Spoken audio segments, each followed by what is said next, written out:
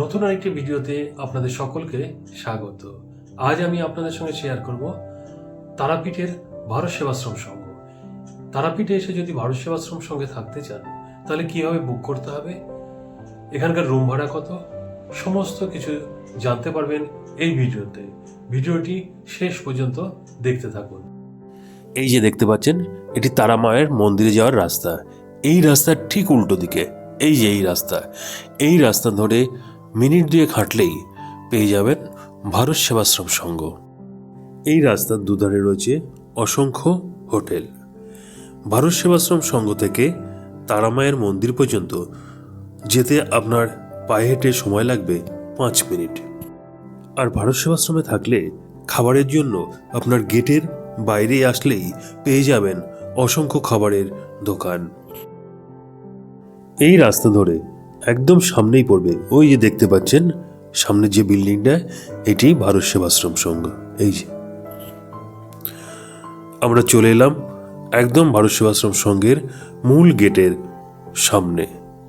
এখন প্রবেশ করব এই ভারত সেবাশ্রম সংঘের ভেতরে। চলুন যাই। মূল গেট দিয়ে প্রবেশ করেই বাঁদিকে রয়েছে অফিস ঘর, আর এইগুলো থাকার জায়গা। এই যে বিল্ডিংগুলো দেখছেন, বড় বড় 3খানা বিল্ডিং রয়েছে ডান দিকে, বাঁ দিকে এবং সামনে, এগুলোই থাকার জায়গা। চলুন এই ডান দিকের ভেতরটায় গিয়ে দেখি কেমন ঘরগুলো রয়েছে। এখানে থাকতে হলে যে নিয়ম আপনাকে মেনে চলতে হবে সেগুলোই এখানে দেওয়ালের গায়ে লেখা রয়েছে। এই দেখুন, এই যে সমস্ত ঘর, এই ঘরগুলোতেই থাকার ব্যবস্থা। এই যে, আর মাঝখানটাতে রয়েছে বেশ বড় একটা উঠোন। আপনারা বাইক নিয়ে আসলে এই উঠোনটার ভেতরে রাখতে পারবেন। ওই যে আমার বাইকটা রয়েছে এখানেই। আমরা রয়েছি দোতলাতে। এবার চলুন রুমের ভেতরটা একটু ঘুরে দেখাই। এই যে রুম দেখতে পাচ্ছেন, এখানে রয়েছে এই যে বেড, একটা বেড রয়েছে, এখানে আরামসে 2 জন থাকতে পারবেন। আর এই যে একটা হ্যাঙ্গার, এবং পাশেই রয়েছে এই যে বাথরুম, পরিষ্কার, মোটামুটি খারাপ নয়। এই এখানে একটা বালতি, মগ রয়েছে। এবার জেনে নেওয়া যাক কিভাবে আপনি এখানে রুম বুক করবেন আর এখানে কি সুবিধা অসুবিধা রয়েছে। এখানে রুম বুক করতে হলে আপনাকে এখানে এসেই রুম বুক করতে হবে। যদি রুম ফাঁকা থাকে তবেই রুম পাবেন, অগ্রিম কোনো রুম বুক করা হয় না। আর এটি একটি আশ্রয়ের পরিবেশ। এখানে শান্তশিষ্টভাবে থাকতে হবে এবং কোনো নেশাদ্রব্য এখানে ব্যবহার করা যাবে না। আর এখানকার রুম ভাড়া অতি সামান্য। এখানে 3 জনের জন্য রুম পাবেন 250 টাকায়। সেক্ষেত্রে আপনি অ্যাটাচড বাথ পাবেন না। অ্যাটাচড বাথ নিতে হলে 3 জনের জন্য রুমের ভাড়া পড়বে 300 টাকা, আর 6 জনের জন্য রুম ভাড়া পড়বে 600 টাকা। সেক্ষেত্রে অ্যাটাচ বাথ পাবেন। আর যদি কমন বাথ নেন তাহলে সেক্ষেত্রে আপনার রুম ভাড়া পড়বে 500 টাকা। এই ভারত সেবাশ্রমের গেট ভোর 4টের সময় খোলা হয় আর রাত 10:30টায় বন্ধ হয়। আরেকটি কথা আপনাদের বলে দিই, এখানে থাকতে হলে আপনাকে বেড কভার নিয়ে আসলেই ভালো, আর রুমের জন্য একটি তালা। আর যদি সেগুলো না নিয়ে আসেন তারও ব্যবস্থা রয়েছে। সেক্ষেত্রে আপনাকে 100 টাকা সিকিউরিটি ডিপোজিট রাখতে হবে। সেই টাকা আপনি যখন রুম ছেড়ে যাবেন তখন আপনাকে ফেরত দিন। আর এখানে কোনো জেনারেটর নেই গিজার। একদম সাধারণ পরিবেশে আপনাকে থাকতে হবে। তবে খুবই শান্তশিষ্ট পরিবেশ, নিরিবিলি, আপনি অনায়াসেই এখানে থাকতে পারেন। আর যদি গাড়ি নিয়ে আসেন বা বাইক নিয়ে আসেন তার রাখারও সুব্যবস্থা রয়েছে। এখানটায় বেশটাই জায়গা আছে, কোনো অসুবিধা নেই।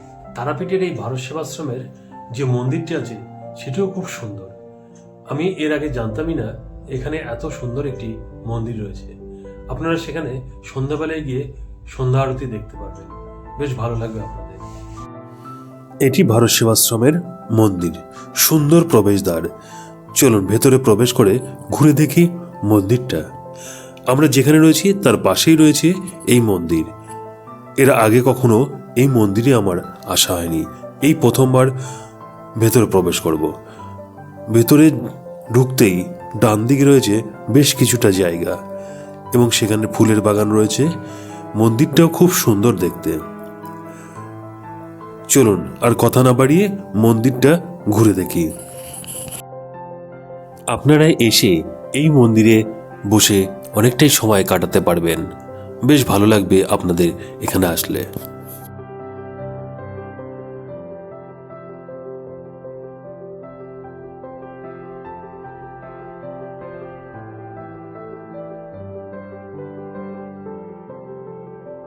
ভারত সেবাশ্রম মন্দির কত সুন্দর মন্দির। এই পাশে থাকার জায়গা, এটা মন্দির।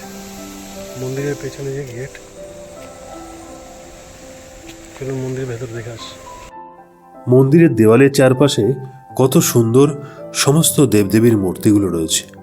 দেখুন কত সুন্দর লাগছে, একদম চারপাশ ঘেরা এই মূর্তিগুলো। আর মন্দিরের ভেতরে অনেকটাই জায়গা আছে। এই দেখুন কত সুন্দর লাগছে।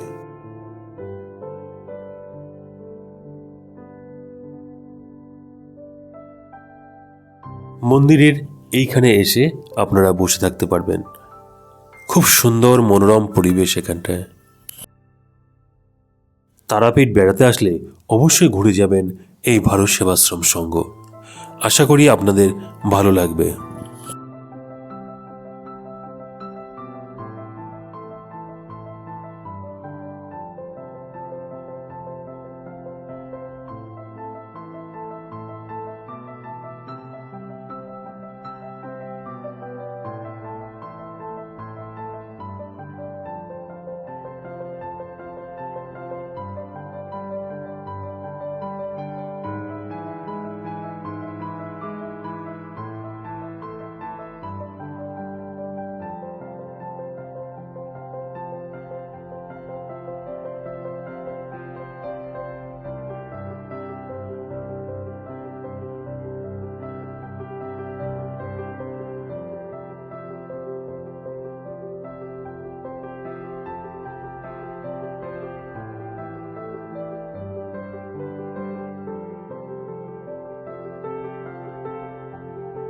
চলুন এবার আমরা ওপরে গিয়ে দেখি।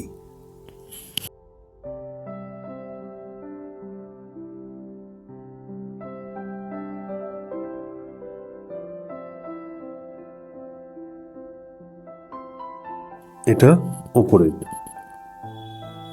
এই দেখুন কত সুন্দর, অনেকটা জায়গা জুড়ে এখানে রয়েছে এই মূর্তিগুলো রয়েছে। প্রণবানন্দজি মহারাজ।